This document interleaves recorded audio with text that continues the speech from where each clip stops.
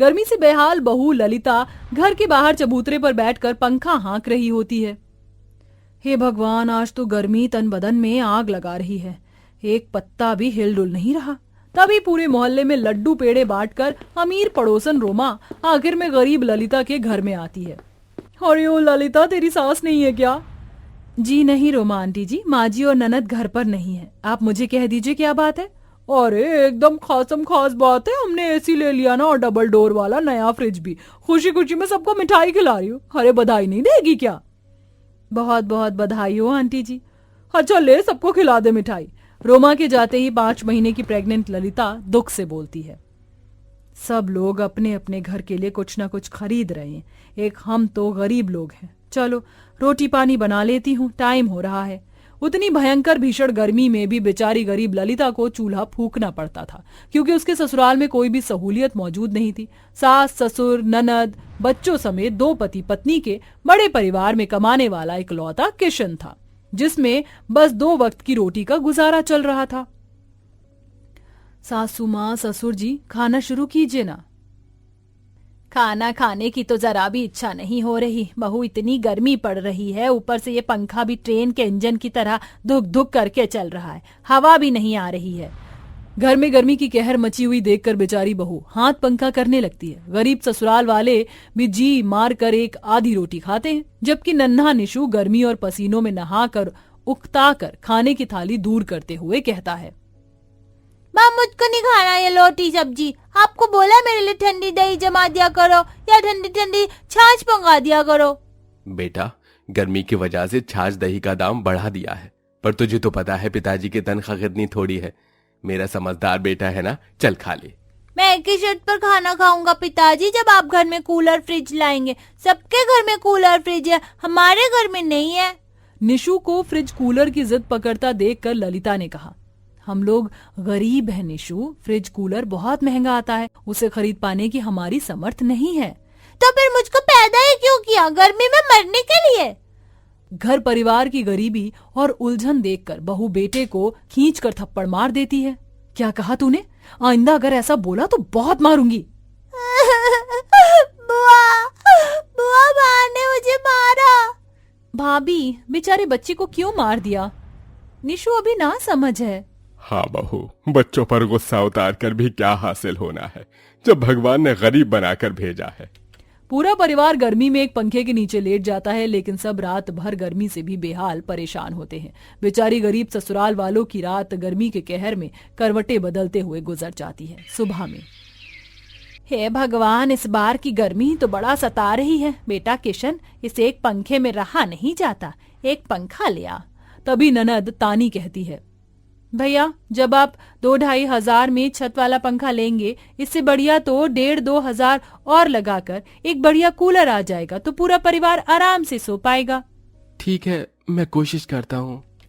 किशन उम्मीद लगाए चिलचिलाती धूप गर्मी में काम पर पहुंच जाता है। उसका मालिक बहुत ही कंजूस था, वो बड़े ठाठ से कूलर लगाए बैठा था। लो आ गए बाबूजी, हो गई सुबह तेरी? मालिक, रात बहुत ज्यादा गर्मी थी, नींद नहीं आई। अरे तो क्या मैंने तेरी नींद का ठेका थोड़े लिया है? काम पर टाइम से आ, नहीं तो पगार काट लूंगा। बजू चल काम पे लग।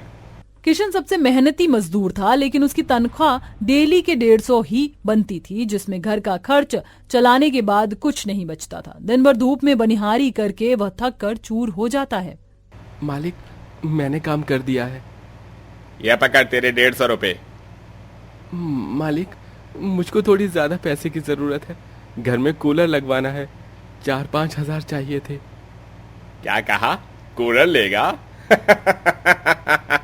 अरे देखो तो, ये नंगू तेली के शौक भी राजा भोज वाले हो रहे हैं। मेरे पास तुझे देने को 1 रुपया ज्यादा नहीं है, चल जा यहाँ से।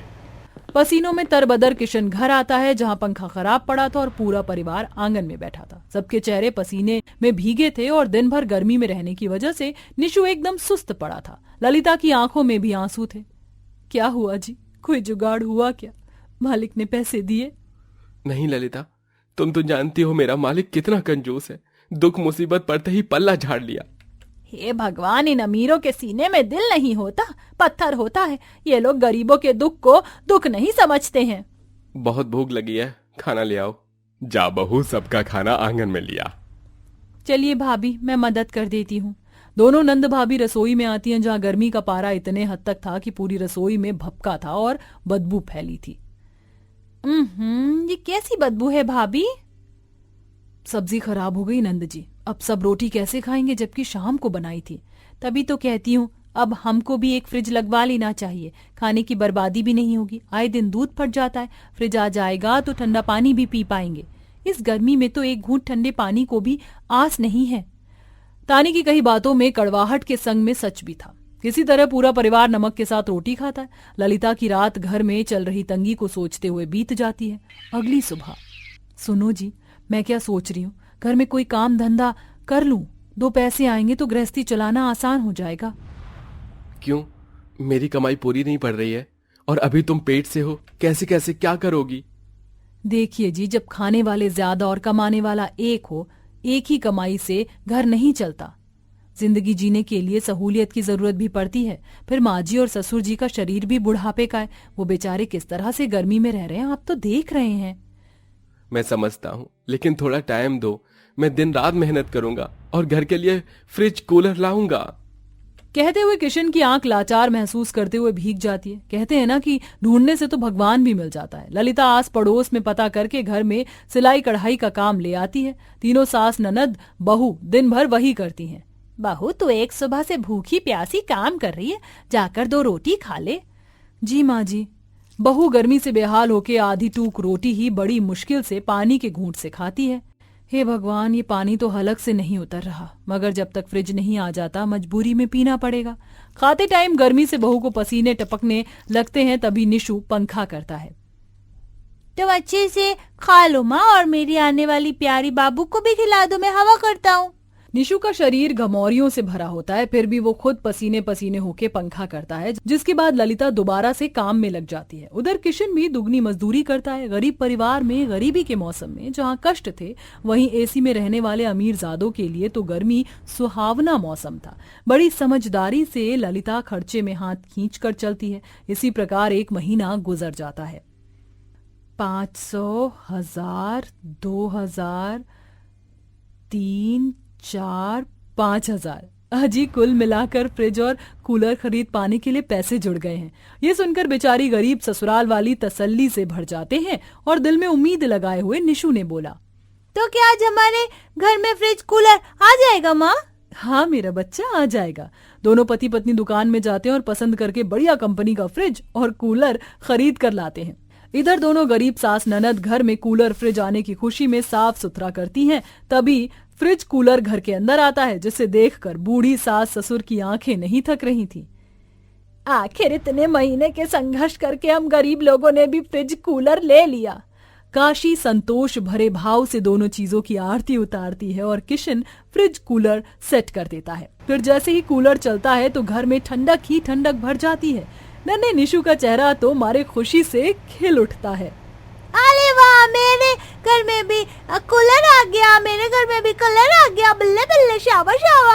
अब तो हम भी ठंडी ठंडी हवा खाएंगे। और बुआ, आप मेरे लिए आइसक्रीम जमाओगी ना? हाँ, क्यों नहीं जमाऊंगी, मैं अपने प्यारे भतीजे के लिए आइसक्रीम जरूर जमाऊंगी।